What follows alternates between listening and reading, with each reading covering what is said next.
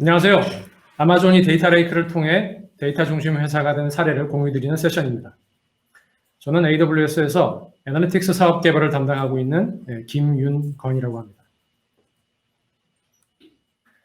오늘 소개해드릴 내용은 아마존.com의 지적 자산을 포함하고 있습니다. 따라서 스크린샷이나 영상 촬영 허용되지 않음을 미리 양해 말씀을 드립니다. 이제 시작할게요. 흔히 데이터를 자산이라고 말하죠. 데이터는 일반적인 자산이 아니라 아주 독특한 자산이라고 할 수 있습니다. 끊임없이 계속 생성되고 모두가 공유할 수 있으며 사용하면 할수록 더 많이 얻을 수 있게 되기 때문입니다. 데이터 기반 조직은 데이터를 수집하고 정제하여 정리할 뿐만 아니라 이 데이터를 변환하여 실행 가능한 인사이트로 만듭니다.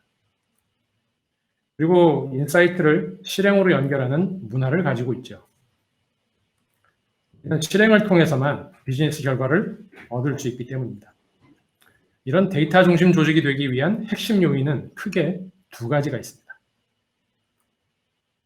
첫째는 문화인데요. 바로 조직 내에서 의사결정에 영향을 미치기 때문입니다. 에 따르면 데이터 활용의 대부분의 걸림돌은 문화라고 합니다. 문화는 의사결정에 참여하는 데서부터 시작하는데요. 이러한 의사결정 참여는 리더로부터 시작되어야 합니다. 물론 당연한 소리 아닌가 싶으시겠지만 리더가 이미 내린 결정을 정당화하기 위해서 데이터를 분석하는 것이 아니라 리더 본인이 데이터를 활용해야 한다는 것입니다. 또한 리더들은 데이터를 공유하고 활용하고 데이터에 대해 투명성을 가질 수 있도록 메커니즘을 제시해야 합니다. 여기서 아마존.com의 예를 한번 들어보겠습니다. 이미 알고 계시리라 믿습니다만 아마존에서 새로운 아이디어가 있거나 새 제품을 만들고자 할 때 문서를 작성해서 커뮤니케이션하고 있습니다. 여기서 중요한 점은 이 문서를 작성할 때 애매한 단어의 사용을 피한다는 것입니다. 예를 들어서 고객 경험을 더 좋게 한다든가 화물 선적을 빠르게 한다든가 와 같은 표현을 쓰지 않습니다. 왜냐하면 그 단어들은 실제적인 의미를 가지지 않기 때문입니다. 실제로는 데이터와 팩트를 기반으로 문서를 씁니다. 실제 의미를 알 수 있도록 말이죠. 미묘한 차이라고 볼 수도 있겠지만 이런 문화가 아마존.com에서 데이터 기반의 의사결정을 하도록 만드는 메커니즘이라고 할 수 있습니다. 이러한 문화는 역량에 의해서 뒷받침되는데요. 우리는 우리의 데이터 플랫폼이 데이터 기반 의사결정에 충분한 역량을 제공하는지 살펴볼 필요가 있습니다. 하지만 일반적으로 데이터 플랫폼들은 민첩하게 만들어지지는 않았습니다. 생성된 데이터들은 중앙의 IT팀이 관리하는 곳에 저장되었다가 유저들이 요구할 때 소비되는 구조입니다만 이런 구조는 병목 현상을 일으키게 마련입니다. 뒤에서 아마존도 동일한 현상을 겪었다는 것을 말씀드리겠습니다. 자, 그러면 민첩한 플랫폼은 도대체 뭔가요? 바로 데이터 생산자와 소비자가 서로 책임을 지는 플랫폼입니다. 생산자는 데이터를 공유하기를 원하는 팀, 소비자는 데이터를 활용하려는 팀입니다. 이들은 데이터 레이크를 중심으로 데이터를 상품으로서, 프로덕트로서 거래합니다. 생산자는 도메인 전문가로서 데이터 오너십과 거버넌스, 그리고 품질을 책임집니다. 소비자는 원하는 데이터를 검색하고 데이터 가공과 분석에 대한 책임을 집니다. 그러면 여기서 중앙의 IT팀은 뭘 할까요? 데이터가 거래되는 마켓플레이스 자체를 관리합니다. 데이터가 거래되는 마켓플레이스로는 데이터 레이크가 가장 적합합니다. 왜냐하면 거래되는 데이터의 양이 많고 유형도 다양하고 또 동시에 다양한 데이터 가공과 분석 도구를 유연하게 지원하기 때문이죠. 또한 데이터 저장과 처리가 분리되기 때문에 보다 저렴한 비용으로 다양한 혁신 과제를 시도해 볼 수 있습니다. 이제 아마존의 데이터 플랫폼이 어떻게 변화되었는지 말씀드릴게요. 아마존은 1억 5천만 명의 고객을 보유하고 있지만 사실 내부에도 고객들이 많이 있습니다. 프라임 게이밍, 예전에 트위치 프라임이었죠. 아마존 프라임, 풀필먼트 센터, 뮤직, 알렉사, 프라임 비디오 등이 내부 고객이죠.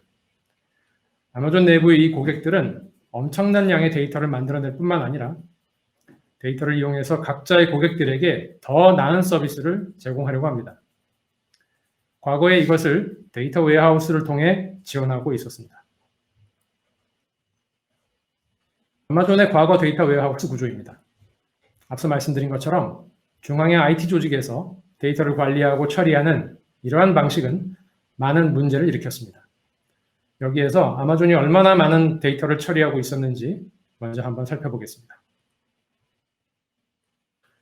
35페타바이트 이상의 압축 데이터, 2만 개 이상의 활성 테이블 및 3만 8천 개의 활성 데이터 세트가 있었죠. 오라클 RAC 클러스터 25개에 625노드에 걸쳐서 존재했었습니다. 여기에다 데이터 로딩 작업만 하루 50만 회, 쿼리 20만 개, 1배치 90만 개를 약 88만 명의 유저가 사용하고 있었죠. 하루에 약 100억 개 이상의 레코드를 로딩했지만 아마존의 성장은 여기서 멈추지 않았습니다. 이 레거시 시스템을 2018년도 말에 퇴출시킨 이후에도 데이터는 계속 증가했죠. 현재 안데스 데이터는 100페타바이트가 넘습니다. 앞서 말씀드린 것처럼 아마존은 데이터 웨어하우스를 사용했습니다. 여기에는 크게 세 가지 문제가 있었는데요. 첫 번째로 데이터 스토리지와 컴퓨팅의 커플링이었습니다. 컴퓨팅 수요는 늘지 않는데도 커플링 때문에 스토리지와 컴퓨팅을 함께 확장해야 했습니다. 그러면서도 성능은 매우 부족했죠. 한 번에 1억 건의 데이터를 처리하는 쿼리는 항상 실패했습니다. 이것 때문에 복잡한 인사이트나 머신러닝 모델을 만드는 작업에 지장이 컸다고 합니다. 두 번째는 DB를 패치하고 유지 관리하는 이런 부가가치가 없는 작업을 수행하는데 매월 수백 시간을 소비했습니다. 또 점점 더 많은 아마존 팀들이 AWS가 제공하는 강력한 분석 서비스를 활용해서 더 유연한 워크로드를 만들고 싶어 했는데 레가시 데이터 웨어하우스는 그렇게 유연하지 못했기 때문에 아마존이 하고자 하는 혁신을 따라가지 못했죠. 마지막으로 비용이 너무 많이 들었습니다. 정확한 수치를 공유할 수는 없지만 오라클 비용은 아마존 이사회에서 다룰 정도로 큰 문제였습니다. 또한 AWS가 제공하는 것 같은 탄력성이 없어서 사용량이 많지 않은 시간에도 최대 용량의 하드웨어와 소프트웨어를 구매해야만 했었죠. 네, 이 문제를 좀 더 구체적으로 보여드리겠습니다. 예를 들어 아마존 프라임이 하루 배송 서비스를 운영하고 있는데요. 새롭게 아마존 프레시에서 신선식품 배송 사업을 시작한다고 가정해 보겠습니다. 아시다시피 대부분의 팀은 자신들만의 데이터와 분석 기술을 가지고 있습니다. 그래서 프라임 팀의 데이터와 프레시 팀의 데이터는 서로 다른 곳에 서로 다른 방식으로 저장이 되고 또 서로 다른 방식으로 분석이 되고 있죠. 사업 팀별로 이렇게 관리되는 것은 사실 문제가 없었습니다. 문제는 이 두 팀의 데이터를 서로 연계하려고 할 때 발생하죠. 여러 사업부의 이제 데이터 요구 사항을 이제 지원하기 위해서 데이터 웨어하우스를 구축을 하게 되었고요. 아마존의 비즈니스가 계속 커지게 되면서 데이터 웨어하우스가 같이 커지게 됩니다. 이렇게 커지고요. 또 계속 커지게 됩니다.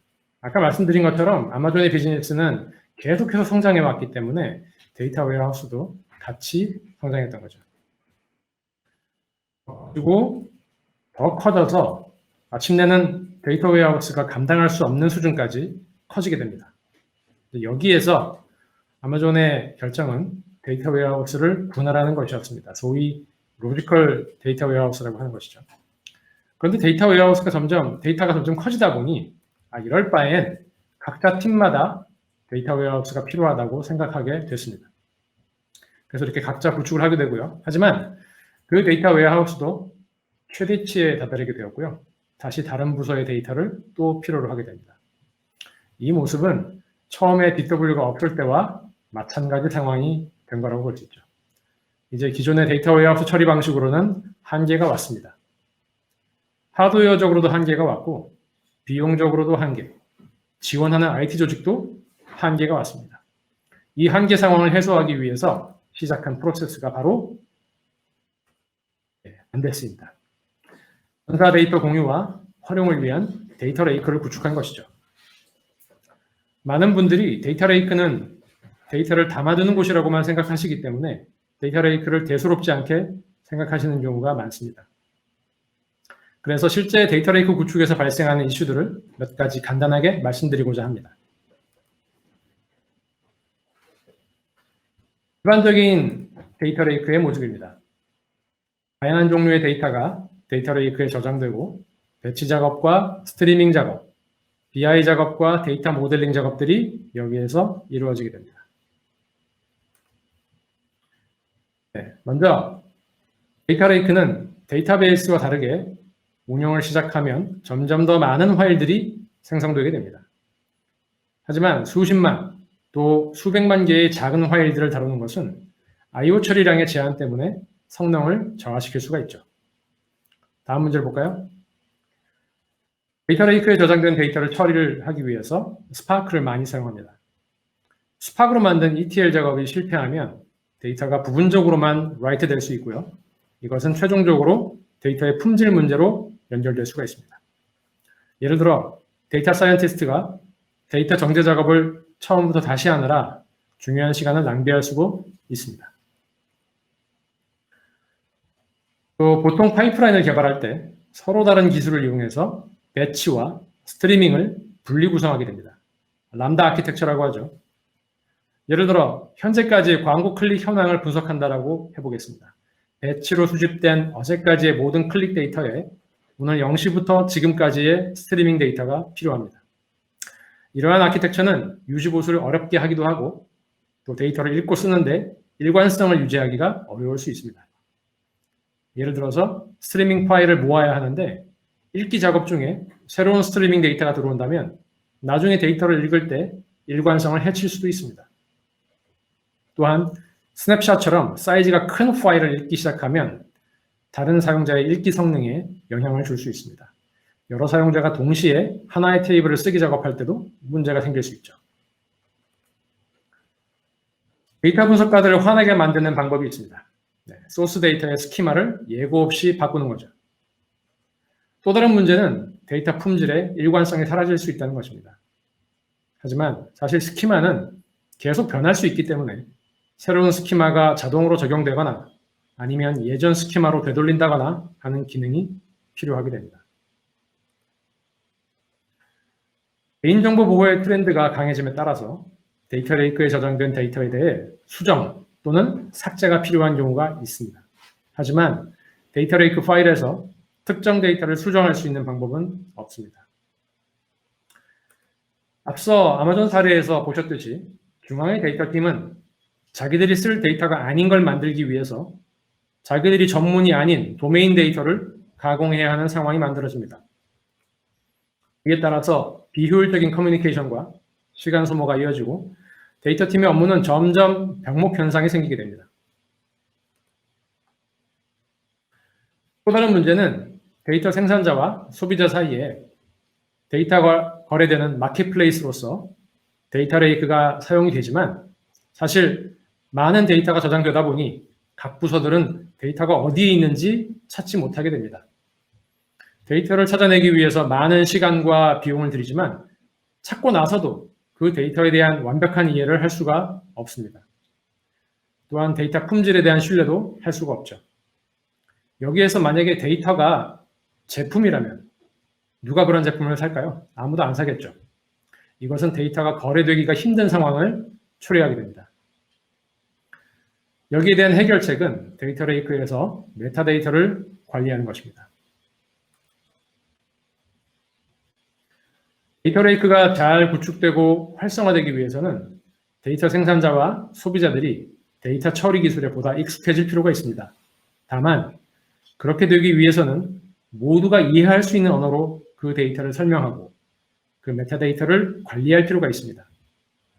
그래서 과거에는 MDM이 중요했다면 데이터 레이크 시대에는 메타데이터 관리가 훨씬 더 중요해진 것이죠. 과거에는 데이터 저장과 처리를 중앙의 데이터팀이 모두 수행했습니다. 하지만 데이터팀은 도메인 지식이 없고 또 각 부서들은 스토리지나 컴퓨팅 자원에 대한 감을 느끼지 못하기 때문에 결과적으로 필요 이상으로 많은 스토리지와 컴퓨팅을 사용하게 됩니다. 데이터 처리를 각 부서가 직접 실행하는 환경이 된다면 더 효율적인 리소스 사용이 되겠죠. 네, 이제 마지막 이슈인데요. 마지막 이슈는 거버넌스가 작동하지 않는다는 것입니다. 데이터 품질에 대한 피드백, 메타데이터의 관리, 권한 관리, 감사, 컴플라이언스 규정 준수 이런 것들이 코드 기반으로 자동화되어 실행될 수 있어야 합니다. 이 거버넌스의 목표는 데이터 활용을 제한하는 것이 아니라 안전하게 데이터 활용을 촉진시키기 위한 것입니다. 데이터 생산자에 의해서 정의된 규칙에 의해 데이터 소비자들은 자동으로 규칙을 적용받게 됩니다. 데이터에 대한 거버넌스가 생산자의 책임이기 때문에 이 데이터는 내 거야 라는 오너십이 아니라 소비자들이 데이터를 잘 사용하게끔 지원하는 스튜어드십으로 바뀌는 것이죠. 지금까지 말씀드린 데이터 레이크 이슈들이 아마존.com에서 어떻게 구현되었는지 일부 화면을 통해서 말씀드리겠습니다. 온라인 쇼핑몰에서 우리는 상품을 검색하고 설명을 읽은 다음에 마음에 들면 구매나 구독을 하게 됩니다. 이 과정에서 생산자와 소비자 사이에는 일종의 계약이 성립되죠. 동일한 과정을 우리가 만일 데이터를 놓고 생각해 본다면 이와 같습니다. 아마존에서 데이터는 제품으로 간주됩니다. 데이터를 소비하는 부서는 고객이 되는 거죠. 데이터 제품을 생산하는 부서는 데이터에 대한 소유권을 주장하는 것보다는 고객을 기쁘게 하려고 합니다. 소위 고객 만족이죠. 이렇게 되기 위해서는 데이터에 대한 검색 기능, 권한 관리, 스키마에 대한 탐색 기능, 데이터에 대한 설명, 데이터의 실행 주기, 또 품질에 대한 피드백 같은 것들이 필요합니다. 이러한 데이터 마켓플레이스에서 데이터 생산자와 소비자는 하나의 커뮤니티를 만들게 됩니다. 앞에서 데이터 레이크의 병목 현상이 생길 수 있다고 말씀드렸는데요. 중앙 IT팀의 모든 요청이 집중되지 않고 생산자와 소비자 사이에 직접 데이터가 거래되기 때문에 아마존의 병목 현상은 없습니다. 이 마켓플레이스라는 커뮤니티에서 데이터는 시스템의 산출물이 아니라 그 자체가 하나의 제품이 되며 중앙의 IT팀은 이제 생산자와 소비자를 연결해주는 접착제 같은 역할을 하게 됩니다. 이것이 과거의 데이터 웨어하우스에 비해서 마켓플레이스 기반의 데이터 레이크 플랫폼이 병목 현상 없이도 민첩한 구조를 가지게 된 비결입니다. 이제 아마존의 데이터 레이크 구조에 대해서 말씀드리겠습니다. 이것이 과거 레거시에 존재했던 인제스천과 익스포트, 그러니까 데이터 저장소로의 인제스천과 저장소에서 데이터를 가지고 나오는 익스포트 개념을 그대로 유지하면서 AWS 기술로 만들어진 아마존 안데스의 데이터 레이크입니다. 여기에는 데이터 검색 기능, 권한 관리, 데이터 업로딩, 데이터 접근 API, 데이터 구독과 거버넌스 관리 기능들이 들어있습니다. 또한 구독한 데이터에 대해 컴퓨팅 리소스를 프로비저닝하는 기능을 소비자에게 제공합니다. 아래쪽에 보시면 S3를 기반으로 하는 안데스 서비스는 데이터 버전 관리와 데이터 수명 주기, 데이터셋 검증 등의 중요한 기능을 제공합니다. 여기 나와 있는 안데스 서비스 외에 최종 사용자가 데이터셋을 생성하고 수정하고 업데이트할 수 있는 별도의 UI가 있습니다. 이 프레젠테이션의 뒷부분에서 UI에 대해서 보다 자세히 살펴보겠습니다. 데이터 활용을 위해서 소비자의 컴퓨팅 리소스의 데이터를 싱크하는 구독 서비스 및 싱크로나이저를 또 구축했습니다. 주기적으로 또는 데이터가 변경된 경우 소비자에게 싱크를 시켜줍니다. 앞서 화면에서 보셨던 우리가 상품을 검색해서 마음에 드는 상품을 우리가 구독하는 개념을 보셨는데요. 그것과 유사하다고 생각하시면 되겠습니다. 안데스는 다양한 소스 시스템으로부터 데이터를 로딩합니다. 배치 또는 스트리밍 형태를 모두 지원하죠. 또 클라우드 와치의 로그를 통해서 생산자 측의 변경 사항을 소비자 측에 싱크시켜주게 됩니다. 일반적으로 데이터 레이크는 작은 파일들을 많이 가지게 되지만 안데스는 마치 데이터 웨어하우스처럼 동작해야 했기 때문에 데이터셋을 업데이트하고 합치고 교체하는 개념을 모두 가지고 있습니다.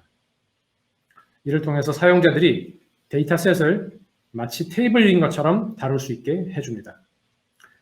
데이터 소비자들은 최신 버전이 무엇인지, 데이터 라이프 사이클이 현재 어떤 상태인지 신경 쓰지 않고 사용할 수 있도록 해주는 메타데이터 기반의 서비스를 제공하고 있습니다. 소비자가 데이터를 구독을 하게 되면 변경이 생겼을 때 자동으로 싱크를 해줍니다. 이게 계약이죠. 클라우드 와치와 람다 펑션을 통해서 구동을 하고 있습니다. 이 계약은 생산자와 사용자 사이에서 거버넌스와 보안, SLA에 대한 세부 사항을 자동으로 처리합니다. 데이터를 업데이트하거나 메타데이터만 업데이트할 수도 있습니다. 이를 이용해서 지난주 데이터만 반영해라 라던가 특정 국가 데이터만 반영해라 라든가의 기능이 가능해집니다.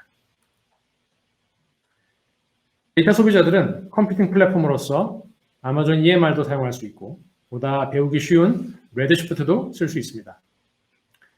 글루를 통해서 메타데이터가 싱크되면 아마존 EMR 외에 다른 모든 AWS의 분석 서비스들을 연결해서 사용할 수가 있습니다. 소비자들이 어떤 컴퓨팅 플랫폼을 사용하던 중앙의 IT팀은 신경 쓸 필요가 없어지죠. 아마존 EMR이나 아마존 세이지메이커 등에서 새로운 데이터를 생성하면 그 데이터는 안데스에 다시 저장할 수도 있고 새로운 데이터로 등록할 수도 있습니다. 이제 안데스의 UI를 소개해 드리겠습니다.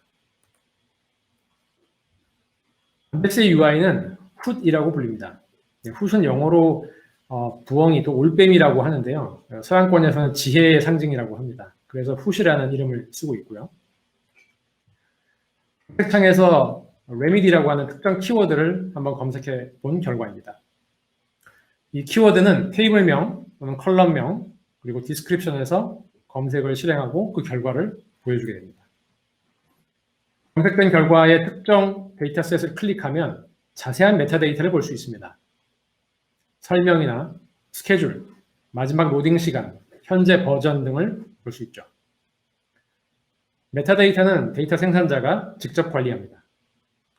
참고로 이 메타데이터는 소비자에게 싱크되지는 않습니다. 안데스 내에만 존재하죠. 소비자에게 싱크되는 것은 기술적인 메타데이터만 싱크됩니다. 소비자가 구독한 데이터가 싱크되고 있는 상황을 모니터링할 수가 있습니다. 또 각 데이터셋을 클릭하면 상세한 스키마 정보를 볼 수 있습니다. 이를 통해서 소비자들은 이 데이터가 자신에게 필요한 정보인지 아닌지를 미리 확인할 수 있습니다. 각 데이터를 구독하고 있는 소비자들을 볼 수 있는데요. 화면에서 지금 검게 가려진 부분이 구독을 하고 있는 소비자라고 보시면 되겠습니다. 각 소비자들의 현재 싱크가 어떤 단계인지도 동시에 보여주죠. 검색한 데이터가 활용할 만하면 소비자들은 구독을 할 수 있습니다. 또한 데이터 품질에 관해 생산자와 연락을 할 수가 있습니다. 구독을 선택하면 데이터를 또는 스키마를 어디로 보낼지 선택을 하게 됩니다. 만일 레드시프트를 선택하면 물리적으로 데이터가 카피되며 글루 선택 시에는 스키마 정보만 싱크하게 됩니다. 네, 이제 요약입니다. 데이터는 말씀드린 것처럼 아주 독특한 자산이죠. 일반적으로 데이터 플랫폼들은 민첩하게 만들어지지 않았습니다만 데이터 레이크를 통해 민첩성을 얻을 수 있습니다. 데이터 레이크는 몇 가지 이슈들이 있어서 구축하고 활용하기가 쉽지 않습니다. 하지만 아마존은 안데스라는 데이터 레이크를 통해 데이터 생산자와 소비자가 직접 데이터를 거래하고 활용할 수 있는 환경을 만들었습니다. 스토리지나 컴퓨팅 리소스의 제약 없이 다양한 분석 도구를 활용할 수 있게 된 것이죠. 2018년 12월 아마존은 데이터 웨어하우스를 셧다운하고 완전한 데이터 레이크 기반 플랫폼으로 이전하였습니다. 지금까지 소개드린 것처럼 데이터 레이크를 구축하는 것은 그리 쉽지 않습니다만 AWS는 LG의 데이터 레이크 구축을 직접적으로 지원하는 프로그램과 또 인력을 가지고 있습니다. B2E라고 하는 프로그램을 통해 저희는 글로벌 기업들의 마켓플레이스 구축을 많이 지원했는데요. 사례를 몇 가지 보자면 BMW의 데이터 허브, 또 금융회사들을 위한 데이터 레이크인 핀스페이스 같은 사례가 있습니다. 지금 보시는 것은 안데서의 훗과 같은 그런 홈페이지고요. 그리고 데이터 검색 화면입니다. 안데서와 유사하죠? 검색된 데이터에 대한 상세 화면을 제공을 하고 있고요. 그 데이터에 대한 스키마를 볼 수가 있습니다. 이 데이터는 노트북에서 데이터에 액세스를 할 수 있고요. 노트북에서 작업한 결과는 다시 데이터 레이크로 저장이 됩니다.